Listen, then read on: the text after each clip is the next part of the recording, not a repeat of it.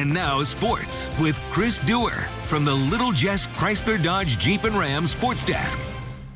Well, this is a rare and wonderful Thursday night of high school football action in the Tri-States as both the brothers Little took their teams on the road for conference contests. Rick's Quincy High Blue Devils prohibitive favorites tonight at Galesburg, and they looked every bit of that in the first half as Galesburg came in at just 1-4 on the season. And yes, this game played out exactly as you would have expected. Nice to see Demarius DeVerger and Tykel Hammers in good spirits early on. How about this? 3rd and long for the Streaks to start this game on their first possession. Titus Petty is there to break things up, and that would set the wheels in motion for the offense, or at least what we thought was going to be some special teams brilliance coming up right here. On the ensuing punt, check out Jarius Rice Jr. He's going to take the ball down the left sideline, and he is gone. And everybody in the place thinks the Blue Devils are on the scoreboard, but some sort of weird face masking penalty on the Blue Devils way behind the play nullified this, so Quincy High had to go to work with the offense.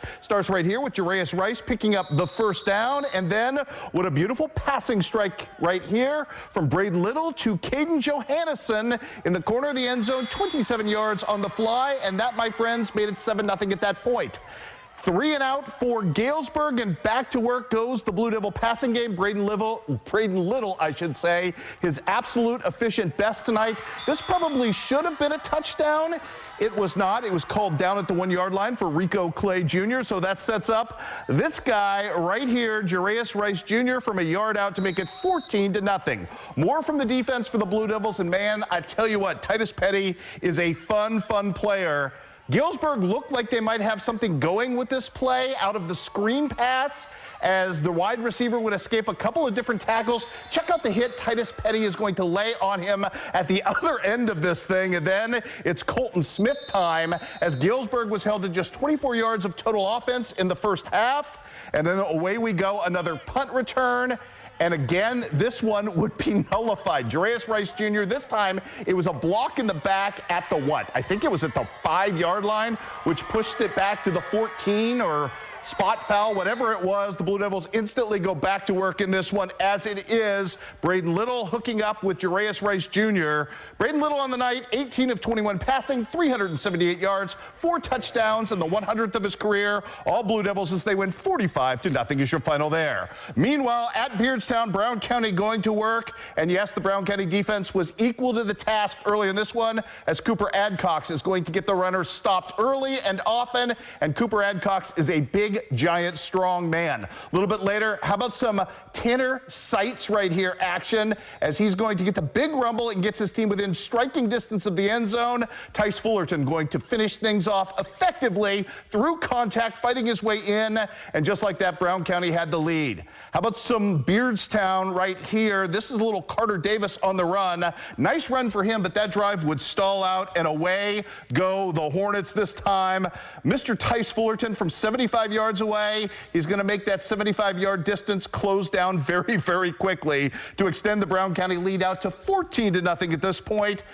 The Hornets are not done yet. How about some fun from Tanner Seitz at the other end? We're going to do the scoop and score thing in this one. It's Seitz off the fumble, off the back end of the beautiful hit right there, and Mr. Seitz is off to the races. I think we'll see that on Sensational 7 next week. Beardstown still trying to get something going. Zach DeSola, really nice back. Like him a ton, but even at this point, for the great run right there, it really was a nothing burger kind of night for the Beardstown offense as they get shut out tonight. Brown County improves to 3-3 on the season with the 57-0 victory is your final there.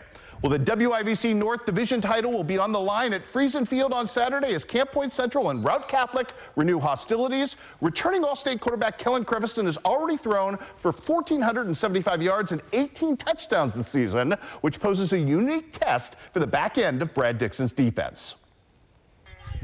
Anytime any team has to replace 4 defensive backs, you don't have 4 great defensive backs that replace them. So, there's got to be a weak spot out there somewhere, and that's kind of the MO when we're watching film, try and find who the guy is that we need to work on.